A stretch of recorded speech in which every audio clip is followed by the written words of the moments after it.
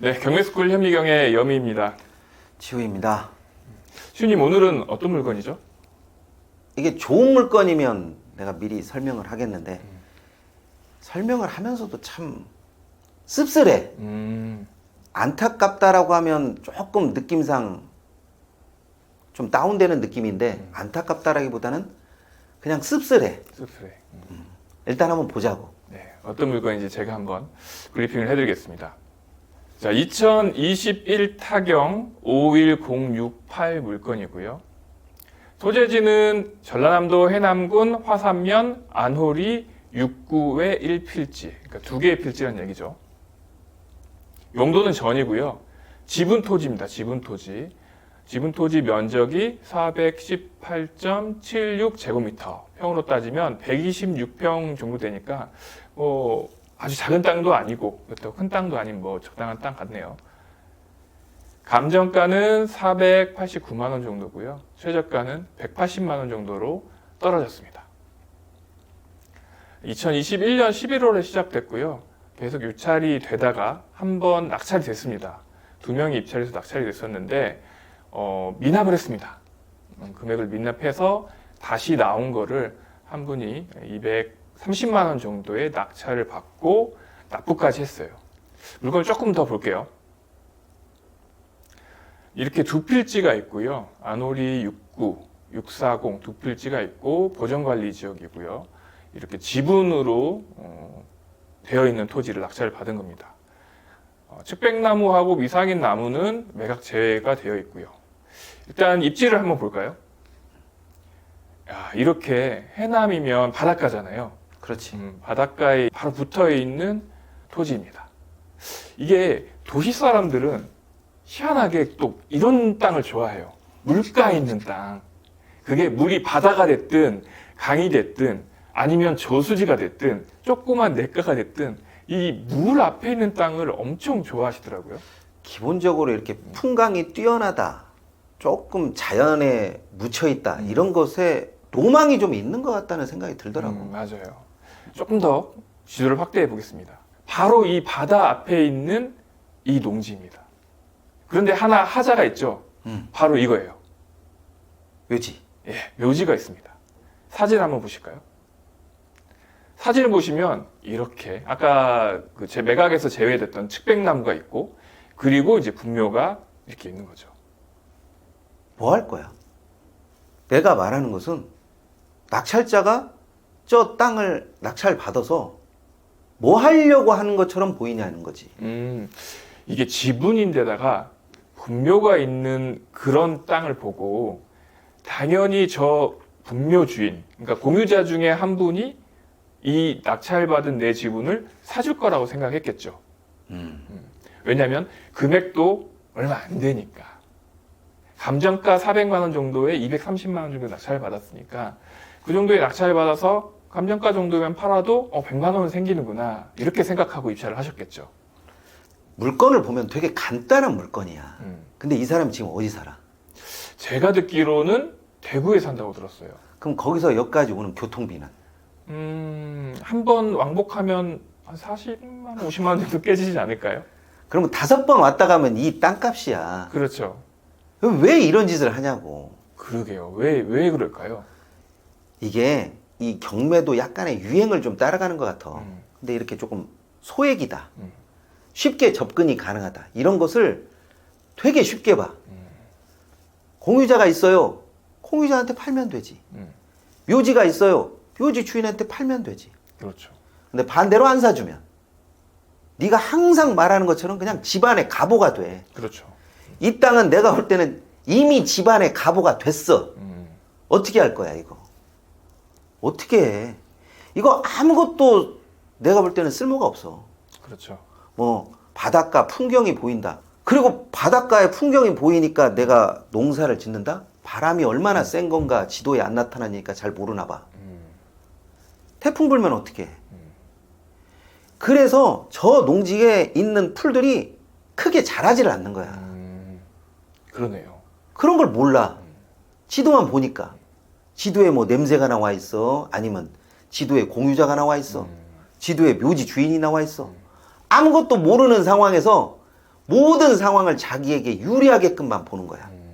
단순히 그냥 공유자 또는 저 분묘 주인이 다시 사주겠구나. 요것만 생각하시는 거죠. 요즘 들어서 내가 자꾸 하고 싶은 말이 생기는데 또 저런 물건을 뻔뿌질하는 인간들이 겁나게 많아. 얼마 안 되니까 그냥 한번 해보라고. 얼마 안 되지, 솔직히. 그런데 저 돈 날리면 속 쓰라린 것은 1억 날린 거나 100만 원 날린 거나 쓰라린 건 똑같아. 누가 생돈 날버리려고 하는 사람이 어디가 있어. 근데도 이런 물건을 되게 쉽게 봐. 그리고 그럴듯한 계획으로 자꾸 나를 설득시키려고 해. 내가 볼 때는 그 사람 상황에 이게 맞지가 않음에도 불구하고 계속 이런 물건들을 접근하고 또 이미 낙찰 받고 자기가 낙찰 안 받은 것처럼 해서 물어봐. 야, 너한테도 이런 물건 많이 오지? 네, 저한테도 물어보신 분이 몇 분 있습니다. 나는 진짜 이런 물건 딱 보면 낙찰 받았어요? 안 받았어요? 물어봐. 낙찰 받았다라고 하면 그냥 어떻게 할 말이 없고 낙찰 안 받았다라고 하면 정말 저 물건이 좋아 보이면 내가 처리할 수 있는 그 계획을 가져오라고 하거든. 만약에 내가 했던 모든 계획이 틀어졌을 경우에는 그때는 어떻게 되는 거냐고. 정말로 저 물건을 사는 사람 중에 우리 집안에 가보로 만들어야겠다 하고 접근하는 사람 한 명도 없어. 그렇죠. 그런데 저렇게 쉽게 봐. 자, 그러면은 이 토지는 어떻게 나와야 되는 거예요? 솔직한 말로 얘기해서 저 토지는 주변 사람들이 쓰는 게 제일 맞아. 그렇죠. 근데 반대로 주변 사람한테 팔려고 하면 여기 상황을 다 알고 있는 사람이 과연 쉽게 살까? 그렇죠. 그리고 저 사람들은 저 땅이 경매로 나와 있는 거 모를까? 다 알죠. 아는데도 저 가격을 그냥 놔뒀다라는 것은 저 가격도 비싸다라는 얘기야. 근데도 안 사잖아. 그거를 또 도시 사람들은 좋다고 덥석 무는 거야. 그럼 결국에는 낙찰받은 사람이 할 수 있는 일은 소송을 해야겠네요. 그렇지. 현재 소송을 걸어놨다라고는 하잖아. 걸어놨다라고는 하는데 공유자가 그렇게 쉽게 나올 것 같아? 내가 볼 때는 낙찰받은 금액 그 밑으로도 살지 말지 미지수야.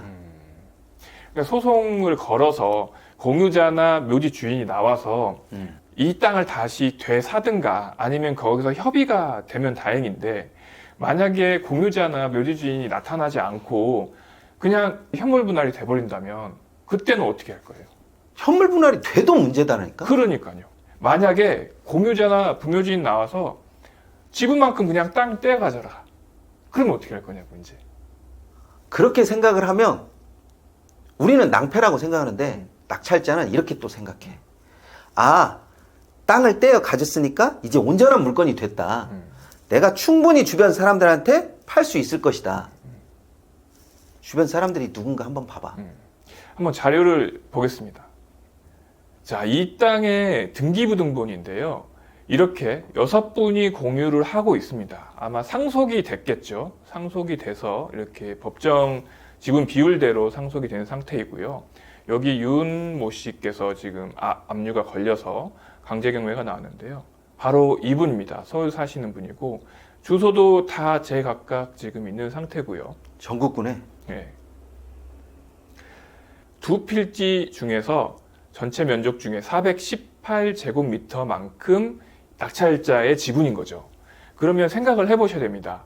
이 418제곱미터만큼 만약에 상대 공유자가 현물 분할로 땅을 떼어 가지라고 하면 어느 쪽으로 가져갈지도 낙찰 전에 미리 계산해 두셔야 된다는 얘기죠. 그렇지. 그러면 어디로 가져가야 되냐 이거죠. 여러분들이 보기에는 어느 쪽이 유리하신 것 같습니까? 대부분 바다 쪽을 선호하지 않을까? 여기 화면을 보시면 여기가 도로란 말이죠. 도로가에 붙어 있는 이 필지 주변으로 땅을 떼어 가진다면 이 사람 거를 사든지 아니면 이 사람한테 팔든지 이렇게 생각해 볼 수 있거든요. 그렇지 않으면 위쪽으로 떼가서 여기 639 지번을 갖고 있는 소유자하고 협상해서 땅을 넓혀 가져가라. 이렇게도 생각해 볼 수 있어요. 그러면 입찰 전에 이미 이 소유자들을 한번 파악해 볼 필요가 있거든요. 그렇지. 그러면 여기 지도를 한번 볼게요. 이렇게 바다 쪽에 있는 이 필지의 주인이 누군지를 한번 찾아봐야 되는데요. 일단 등기를 떼볼 수도 있지만 일사편리라는 사이트가 있습니다. 거기에서 부동산 종합증명서를 한번 떼보시면 소유자를 찾아볼 수 있거든요. 한번 화면을 보시겠습니다. 네, 여기 안오리 68의 1번지 이 토지인데요. 소유자를 보시면 여기 서울 사시는 최모 씨께서 지금 소유자예요. 서울 사시는 거죠. 그분이 여기 밑에 토지주인데 이분한테 만약에 그 분할 면적만큼 분할을 한 다음에 팔거나 아니면 이분의 토지를 내가 사면 그래도 맹지는 벗어날 수 있는 거잖아요. 그렇지. 그런데 문제가 있어요. 이 면적만큼 415제곱미터만큼 현물 분할을 할 수 있는데 이 분묘가 바로 옆에 껴있기 때문에 여기를 달라고 하면 분명히 협의가 안 될 거거든요. 당연히 안 그러면 여기밖에 없어요. 그렇다고 이렇게 기역자로 꺾어서 하기에도 안 되는 땅이고요. 그러면 결국 할 수 있는 면적은 이 정도 면적이라는 건데 그러면 땅 모양이 거의 형편없어지는 거죠. 그렇지. 그렇기 때문에 이 분묘가 있음으로 해서 분할 받기도 쉽지 않은 상태가 되는 거고요. 그러면 저 위쪽에 있는 토지로 분할 받으면 어떠나? 그것도 한번 제가 봤거든요.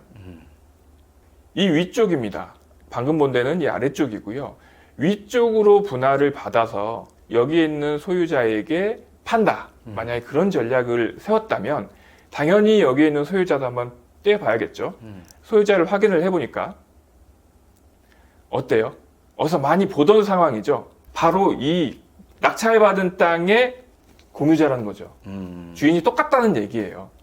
결국 안 산다는 얘기네. 결국에는 살 리가 없죠. 그러니까 얘는 우리 최후의 보루인 공유물 분할해서 현물 분할이 됐을 때 다른 사람에게 팔거나 다른 활용도를 통해서 좀 생각을 해봐야 되는데 이것도 이도저도 못하는 상황이 돼버린 거죠. 야, 이거 소송할 의미가 없는데. 소송의 의미가 없어요. 소송의 의미는 없고 소송 중에 정말 지분권자라든가 묘지 주인이 나타나서 이 땅을 사주기만을 바랄 수밖에 없는 땅이에요. 안 산다고 하면 내가 들어가서 살아야죠. 이런 것까지 계산하고 들어가는 투자자가 얼마나 있을까? 이거를 계산하는 사람이 10명에 1명이나 될까? 요새는 이런 거 계산 안 하고 단순히 공유자 또는 분묘 주인이 사주겠다는 그 전략 하나만 가지고 입찰하신 분이 엄청 많아요.